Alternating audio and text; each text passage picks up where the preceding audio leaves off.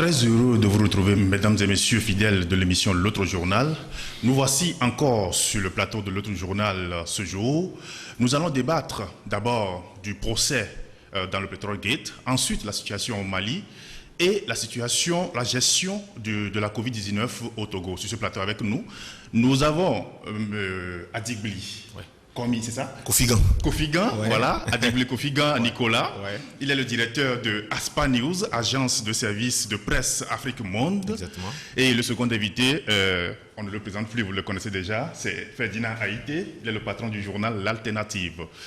Chers invités, bonsoir, bonjour. Bonsoir Isidore. Bonsoir tout le monde. Bonsoir aux éditeurs, bien sûr. Voilà. Nicolas, je me tourne vers vous. Vous avez sûrement écho de ce qui défraie la chronique actuellement au Togo. Ce scandale, tant parlé par les Togolais, le Petrolgate. Qu'est-ce que ça vous inspire? Vous savez, et le Petrolgate prouve à suffisance comment le pays est mal régenté, comment le pays est mal gouverné, la mauvaise gouvernance. Parce qu'on ne peut pas, dans une logique donnée, mettre quelqu'un à la tête d'une institution et que son fils soit le DAF. C'est grave. C'est très grave. Et ça, pendant des années. Et que on dise aujourd'hui que, par une enquête bien approfondie, d'ailleurs, quand vous lisez les articles qui ont suivi après, vous allez voir que c'est quelque chose qui a été approfondi. Et qu'on nous dise aujourd'hui que, moi c'est là où je dis même qu'on est en train d'insulter les Togolais, qu'on dise que le plaignant n'a pas déposé la caution. Parce qu'on ne peut pas comprendre comment ce plaignant qui va pour se plaindre quelque part et qui ne dépose pas la caution, qu'on reçoit sa plainte. Vous comprenez déjà que je me dis que c'est une aberration, que chaque fois on veut nous tromper. C'est vrai. On nous dit aujourd'hui qu'il y a une commission qui est en train de dicter. On ne va pas jeter le bébé l'eau du bain et le bébé, mais attendons de voir. Mais il faut dire que cette situation de Petrolgate prouve à suffisance comment ce pays a été mal régenté, ou bien continue d'être mal régenté du père au fils. Merci beaucoup. Et Ferdinand, mercredi dernier, les gens ont assisté à l'ouverture du procès au tribunal, mais finalement ça a été reporté. Oui, je crois que c'est la procédure normale. C'est la procédure normale parce que le dossier a été appelé, les avocats se sont constitués, puis après le juge a fixé la caution pour la partie plaignante qui est de 100 000 qu'elle doit s'acquitter. Et donc, il n'avait pas besoin de rentrer dans l'immédiat dans le fond du dossier. Donc, il a renvoyé le dossier pour le 16 septembre. Donc, le temps que la partie plaignante paie la caution, certainement que c'est déjà payé, pour qu'après, à la prochaine audience, on puisse rentrer dans le vif du sujet. Alors, donc, ce report, de mon point de vue, est normal, même si nous savons que cela cache d'autres réalités. Parce qu'en fait, nous sommes assignés, ma personne et le journal, en diffamation, en correctionnel, pour un fait de dénonciation. Alors, il faut que le juge s'assure que les faits allégués soient vrais avant de juger la diffamation. Parce qu'en fait, si moi je dis vous avez volé de l'argent et vous allez m'assigner devant le juge ne va pas commencer par me juger parce que j'ai dit que vous avez volé de l'argent. Le juge doit s'assurer si réellement il y a eu de l'argent volé ou pas. Alors, si le juge s'assure qu'il n'y a pas eu de l'argent volé, alors la diffamation passe. On peut me juger pour la diffamation. Donc, c'est de ça qu'il s'agit. Et donc, je pense que la justice attend les conclusions des audits qui sont en cours pour savoir vraiment s'il y a eu malversation ou pas avant de traiter le dossier. Donc, moi, je voudrais profiter de cette question pour remercier tous ceux qui nous soutiennent. Parce que ce dossier, depuis qu'on l'a éventré, depuis bientôt plus de 2 mois, on n'a plus de repli, pression, on a pas mal de soucis, mais nous sommes debout, on tient. Nous n'avons fait que notre travail de journaliste. On a fait un travail d'alerte. Les gens, que les gens aiment ou que les gens n'aiment pas, nous avons fait notre boulot. Nous avons permis à l'opinion de voir que dans notre pays, depuis plus de 20 ans, il y a un réseau qui s'est accaparé du secteur pétrolier, notamment de l'importation, et a fait des malversations pendant toutes ces années-là. Quand on parle de ce dossier, les gens, je lis beaucoup de choses sur les réseaux sociaux, les gens qui sont devenus des spécialistes de calcul, font même des calculs d'apothicaire, mais je ris, parce qu'en fait, ce truc a commencé, c'est pas aujourd'hui, c'est depuis les années 97. Et le premier décret même qui a réglementé le secteur, c'est 2002. Et le père, qui était le coordonnateur et que nous mettons en cause dans les articles, était déjà là. Déjà en 2002, il cherchait à recruter les gens. Il était tellement déjà puissant qu'il cherchait lui-même à recruter des gens dans une commission d'où lui a été nommé par arrêté ministériel. Vous imaginez la puissance de ces gens-là. Et donc, il faut balayer, il faut passer un scanner sur toute la gestion qui a été faite pendant ces années-là pour savoir quel a été le préjudice que l'État a subi et que nous avons subi. Et donc, je tiens à remercier tous ceux qui nous soutiennent, moralement, matériellement, qui nous apportent leur soutien, qui nous appellent tous les jours pour voir si nous sommes là, et qui nous donnent des conseils. Il faut faire attention parce que c'est un dossier très sensible, pardon. Donc, les gens à l'intérieur du pays, comme nos amis de la diaspora, qui sont très mobilisés, et ceux qui étaient au tribunal le mercredi dernier pour nous apporter leur soutien, ceux qui nous ont appelés, et je les rassure que nous avons fait notre travail et nous sommes déjà satisfaits. Parce qu'il y a plusieurs batailles qui sont déjà gagnées. La première bataille, c'est que nous avons mis le pied dans les plats. C'est un domaine qui était devenu un secret d'État. Ces gens-là étaient sous le sous-sol du ministère du Commerce depuis des années. Ils ne parlaient jamais à la presse, ils ne recevaient personne. Et ils n'étaient jamais ouverts à qui que ce soit. Ils étaient dans un bunker, caméra partout. Aujourd'hui, je suis heureux de constater que les gens disent qu'ils ne sont plus dans le bunker. Ça veut dire qu'on les a sortis dans le bunker. C'est déjà beau. C'est une première bataille de gagner. Deuxième bataille de gagner, on a réussi à attirer l'attention de l'opinion sur cette affaire-là. Il y a un déclic au niveau des consciences. Je n'ai jamais vu un scandale qui a été révélé, qui a attiré au moins la curiosité des Togolais comme le Petrol Gate. Parce que tout le monde est intéressé par cette affaire. La vieille qui est dans son village à Djarpanga, qui achète le pétrole lampant pour s'éclairer, veut comprendre, quand elle achète le pétrole, où va l'argent. Tout comme le colonel qui achète à la pompe, tout comme celui qui va au marché. Parce qu'à la fin, le pétrole rentre dans la chaîne économique. Si les prix des marchandises dans les marchés sont augmentés, parce que le prix du pétrole en est pour quelque chose. Et donc, nous, on est déjà satisfait d'avoir mis les projecteurs sur ce domaine-là, et on voit que ça fait des vagues. Et c'est normal que ça fasse des vagues. Et moi, je ne veux pas rentrer dans les polémiques, les gens qui disent oui, on fait ci, on fait ça, on veut régler les comptes des gens. On n'a aucun compte à régler. Ce n'est pas d'aujourd'hui qu'on écrit sur ce service-là et les responsables de ce service-là. On n'est même pas les tout premiers. Il y a d'autres personnes qui ont fait des articles par le passé. Donc, nous, on est très satisfaits. On va se préparer pour le procès. Si au tribunal, on nous dit, écoutez, vous n'avez pas raison, on nous condamne, tant mieux. Mais une chose est certaine, nous, on a réussi, à travers ce dossier, à mettre les projecteurs sur ce secteur-là, et plus rien ne sera plus comme avant. Si ce débat n'était pas là, je vous assure qu'à l'heure où nous sommes, le gouvernement aurait déjà encore augmenté le prix du carburant. Donc, nous en sommes là, et le gouvernement est conscient que tant que ce problème n'est pas éclairé, tant que les responsabilités sur cette affaire n'est pas située, le gouvernement ne pourra pas augmenter les prix du pétrole. Parce que les populations vont se soulever, les gens vont dire, mais il y a un scandale qui touche le domaine, vous n'êtes pas capable de situer les responsabilités, de nous éclairer, vous venez augmenter le prix du carburant, les gens n'accepteront pas. Et donc, je pense que nous avons fait un travail d'utilité publique. Nous n'avons pas la prétention d'être des justiciers ou des saints ou des gens sans reproche. Peut-être que ce travail peut avoir peut-être des insuffisances, moi je n'en sais rien, mais l'essentiel c'est que nous, on a mis le pied dans les plats. Alors, tous ceux qui s'agitent, racontent leur vie, font des calculs pour dire oui, à partir du brut, on fait les calculs parce que le Togo n'achète pas du brut, plutôt du raffiné, donc on ne peut pas voler 500 milliards. Même si c'est 1 milliard qu'on a volé, même si c'est 1000 francs qu'on a volé, la question est de savoir si le vol est légal.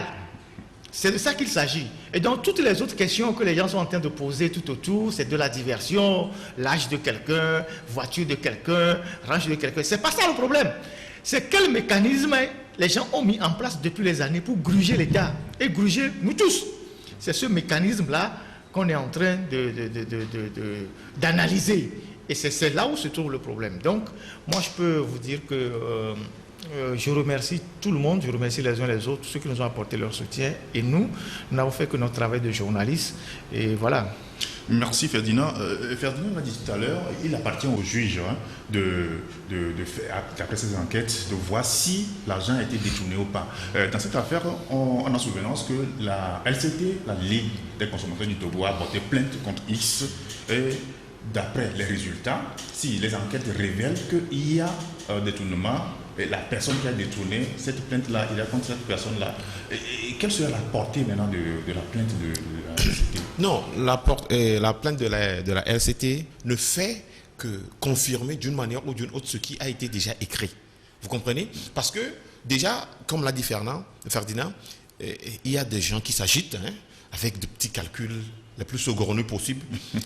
Et vous allez voir que ces manières de faire, et ce qui peut aussi écœurer, c'est que le plus souvent, ce sont nous qui sommes, ou qui nous disons journalistes, qui le faisons. Vous comprenez?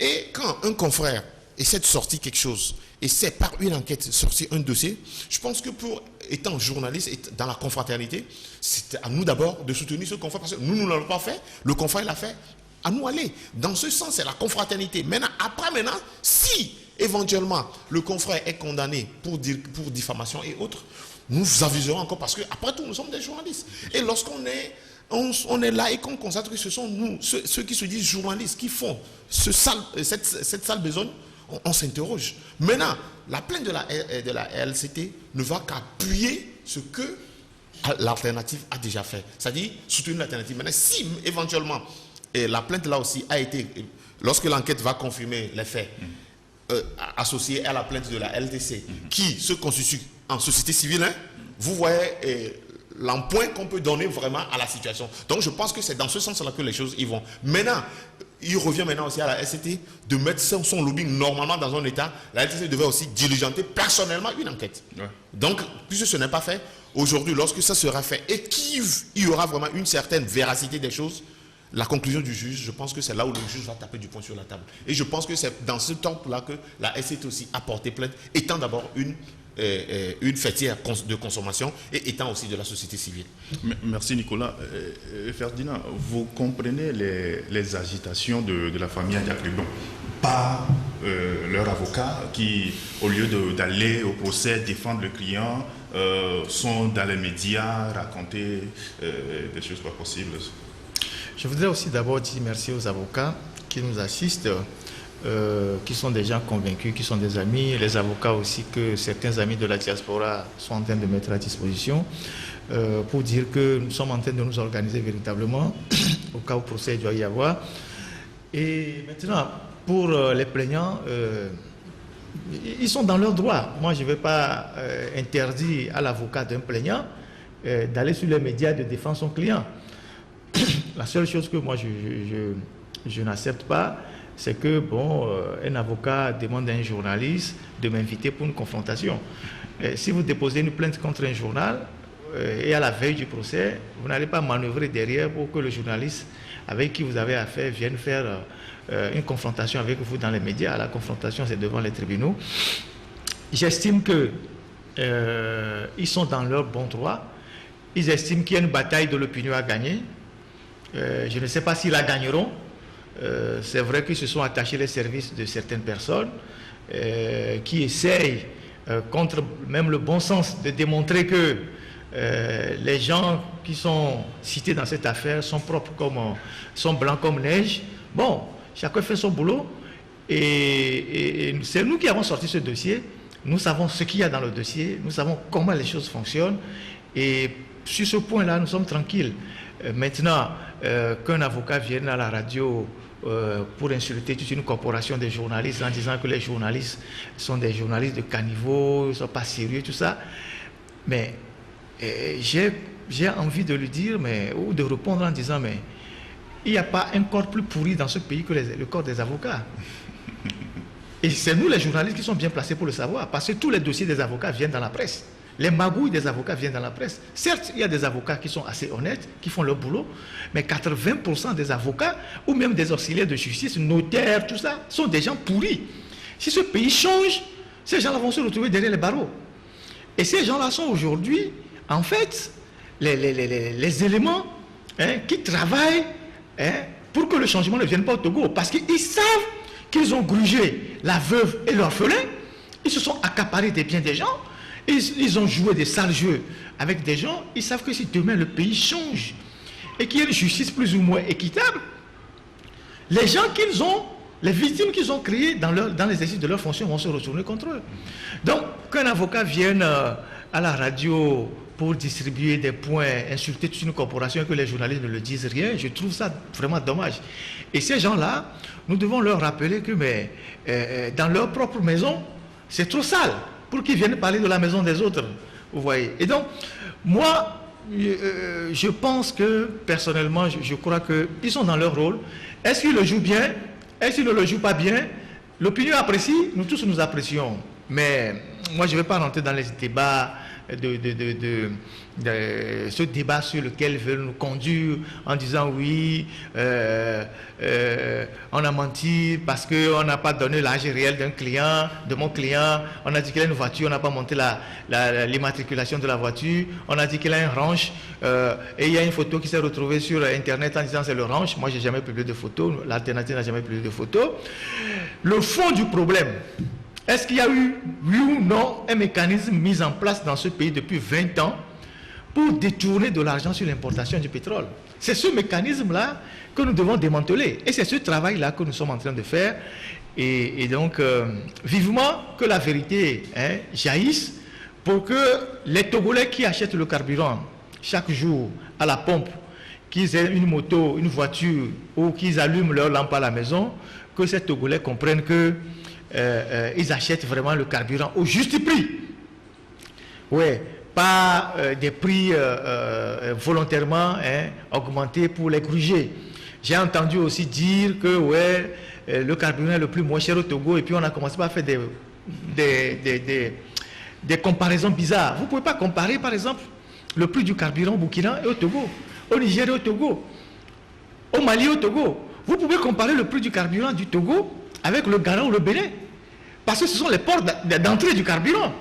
Mais ceux qui sont dans l'Interland, ils amènent des camions ici pour charger le carburant. Donc, ils ajoutent le prix du transport. Encore que, quand vous prenez les pays sahéliens, les prix des pays sahéliens et les prix des pays côtiers comme le nôtre, la différence est très faible. C'est une différence de peut-être 75 francs, tout ça. Si les Burkinabés devaient vraiment répercuter le prix du transport sur le carburant, ça devait être plus élevé que ça. Donc ça veut dire qu'il y a un problème dans notre pays. Et donc, je comprends que dans toute situation, il y a parfois des avocats du diable, parce qu'il y a de l'argent qui coule.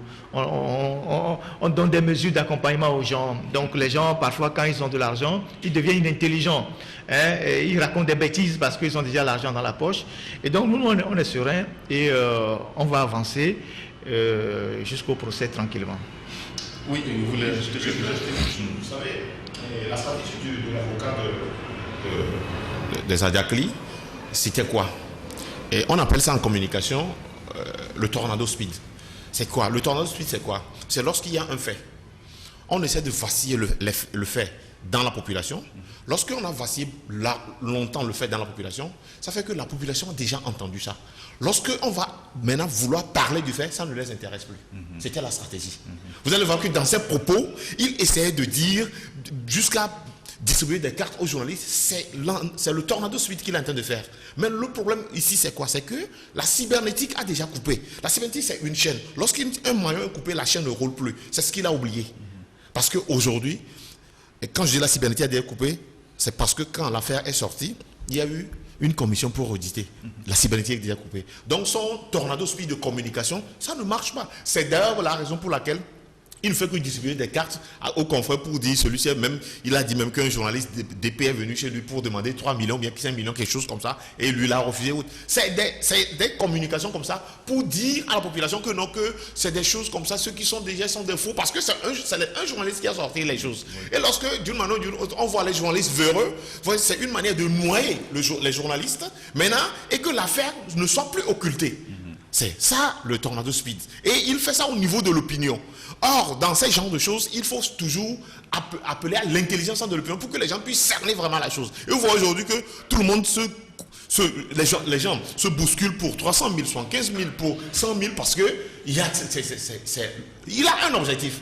Et moi, j'ai été sidéré la fois dernière qu'on m'apprenne que Ferdinand devait être là et que l'avocat aussi était là, qu'il devait... Pourquoi? Dans la mesure où l'affaire est déjà pendante. Pourquoi maintenant avoir une confrontation? C'est ça, tout ça là rentre dans la stratégie du Tornado Speed et de son Speed. Et heureusement que Ferdinand n'y était pas. Je pense aujourd'hui que la balle est dans le camp des juges et que vivement que la vérité jaillisse dans cette affaire-là. Oui, Nicolas, je reste avec vous. L'autre débat qui se pose dans cette affaire, c'est la justice togolaise. Est-ce que la justice togolaise peut dire dans cette affaire? On n'a pas confiance à cette justice. J'ai déjà dit que ne jetons pas le bain d'eau et le bébé. Pourquoi? On est dans un tas. Tout le monde sait comment notre justice fonctionne. Tout le monde sait les migments au sein de la justice. Tout le monde sait comment un voleur de poules est depuis à la prison et que des voleurs de milliards sont dehors. Maintenant, aujourd'hui, lorsque l'affaire a jailli, il y a une commission qui a été mise en place. On va toujours suivre. Ce qui est sûr, c'est que le journaliste va toujours faire son travail. Si dans cette commission, il y a eu aussi du faux, s'il y a eu des incongrus, s'il y a eu des pots de vin autres, tôt ou tard, nous journalistes, nous le saurons. Et nous allons encore dénoncer. Donc aujourd'hui, on croise les bras. Et on attend de cette justice-là, parce qu'après tout, on se dit qu'on est dans un état. Et on est là, comme l'a dit Ferdinand, serein, attendant de voir ce qui sortira de cette commission-là et du jugement. Cela nous permettra de faire des analyses et voir mieux ce qu'il y a lieu de faire. Voilà. Merci beaucoup. Ferdinand, vous l'avez dit tout à l'heure, mais je reviens sur ça. L'autre fois, parce que les gens ne vous ont pas vu au tribunal, on dit que vous avez commencé la négociation avec C'est des histoires à dormir debout. Ça fait partie de ce que Nicolas vient de décrire. Il faut essayer de distiller dans l'opinion un certain nombre d'informations, des mensonges. Parce qu'en fait, les gens, ils sont dans une situation, je dirais, ils sont en difficulté. Alors, il faut communiquer, mais communiquer en essayant de discréditer le journaliste, en disant, ouais, le journaliste, là, il est ci, il est ça, il a voulu faire ci, il a voulu faire ça. Et j'ai écouté l'avocat qui dit, oui, que cette affaire n'a jamais existé, son client est blanc comme neige et que le journaliste souffre d'une maladie pour souiller un honnête citoyen. Bon, tant mieux, c'est son raisonnement. Et moi, je pense que nous, on ne les connaît pas, on n'a jamais approché personne, ni par nous-mêmes, ni par un intermédiaire, ni par un avocat, rien du tout. D'ailleurs, on les approcherait, pourquoi? On ne peut pas les approcher. Et donc, la preuve, jusqu'à la veille du procès, nous, on a continué les publications. Aujourd'hui, je crois que nous sommes le 23, nous sommes en train d'enregistrer cette émission. Demain, nous allons encore parler de ce dossier. Et donc,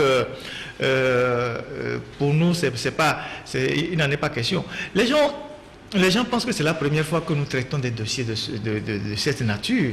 Nous, c'est notre habitude. On a l'habitude de faire des gros dossiers. On a fait les Panama Papers, version OASM, Togo. On a fait les dossiers sur les phosphates. On a fait les dossiers sur les SUSLeaks. On a fait plein de dossiers.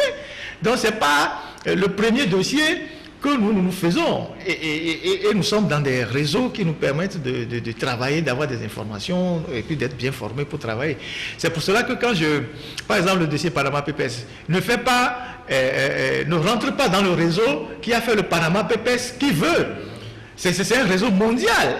Et le Panama Papers a secoué le monde entier. Alors qu'un avocat sorti de je ne sais d'où vient dire que les journalistes togolais ne sont pas sérieux, mais il est en train de faire de la provocation. Sinon, lui-même, avocat, comment est-ce qu'il peut justifier? Il va convoquer François Mitterrand, il va convoquer Donald Trump, en disant oui, François Mitterrand a nommé son fils ministre de la coopération quand il était au pouvoir, Donald Trump a nommé son beau-frère à la Maison Blanche, donc c'est normal qu'un père et un fils se retrouvent dans une structure publique, le père étant coordonnateur et le fils étant le DAF. Vous voyez ce raisonnement, hein? Ce raisonnement minable. Bon, il doit justifier ses honoraires, peut-être que c'est pour ça qu'il va dans tous les sens. Et moi, je pense que nous faisons notre travail. Et quant à la justice togolaise, on espère que pour une fois, elle dira le 3 parce que ce n'est pas un dossier politique, c'est un dossier qui concerne tout le monde. Les juges aussi achètent du carburant, tout le monde achète du carburant, on veut voir clair. Et puis peut-être ça permettra à l'État de réorganiser le secteur. Nous, c'est pour ça que moi je dis, nous avons déjà fait notre travail. Alors, qu'on soit condamné, je ne sais pas, je parle, c'est juste une hypothèse, qu'on soit condamné demain ou pas, nous on aura déjà fait notre travail. Notre travail c'est de mettre le projecteur sur ce secteur-là. Et nous avons sorti ces gens-là du sous-sol dans lequel ils étaient depuis 20 ans. Ça déjà c'est une bataille de gagner. Et nous avons amené l'opinion désormais à s'intéresser de près à cette question de l'importation du pétrole. C'est une deuxième bataille de gagner. Et la troisième bataille, pourquoi on nous facture tant le pétrole à la pompe? Et c'est cette bataille-là qu'on doit gagner. Si d'aventure demain les prix baissent, c'est dans l'intérêt de tout le monde. Alors que des gens, pour cette question qui concerne notamment cette question sociale, des gens se mettent à dire oui, le journaliste a tort, il a fait ci, pourquoi il n'a pas fait ci, il n'a pas bien fait ce calcul. C'est eux qui faisaient les calculs à notre place. Ils connaissaient le dossier, nous n'en avons jamais parlé. Donc c'est nous qui savons ce que nous sommes en train de faire. Et donc je pense que au moins pour une fois, on a réussi à faire bouger les lignes à travers un dossier jusqu'à ce que l'État décide de faire un audit. Ça ne s'est jamais passé dans ce pays. Il y a eu les histoires de route Lomé-Voga. Il n'y a jamais eu d'audit. Il y a eu les histoires de phosphate. Jamais d'audit. La CAN, il y a eu un audit, mais on n'a pas poursuivi les gens. Mais c'est la première fois qu'on sort un dossier dans ce pays et que le gouvernement ou la présidence même décide de faire un audit. Donc pour nous, les lignes ont bougé et on va suivre le dossier jusqu'à la fin pour voir ce que ça va donner. Voilà. Oui, Nicolas, pour finir avec ce Petrol Gate, jusqu'où, bon, je pose la question, jusqu'où la partie adverse, ils sont prêts à aller? Actuellement, ils sont en cours, c'est pourquoi ils sont en train de discuter ils sont dans l'embarras. Le problème est quoi? La vérité finit toujours par triompher. Et aujourd'hui, j'ai déjà dit, il y a une commission d'audit qui est là. Laissons le temps à cette commission de faire le boulot. Si elle le fait mal, on le dira aussi, on le saura et on le dira. Si il faut, parce que c'est une habitude, on va toujours vouloir avantager certains, on va toujours vouloir cacher certains, on va toujours vouloir fignoler de ces incongruités, on va encore dénoncer. Mais tenez-vous bien, le 16 septembre prochain, c'est demain, et nous y serons. Merci, messieurs, merci. Fin de la première partie de cette émission. Nous vous remercions à tout à l'heure.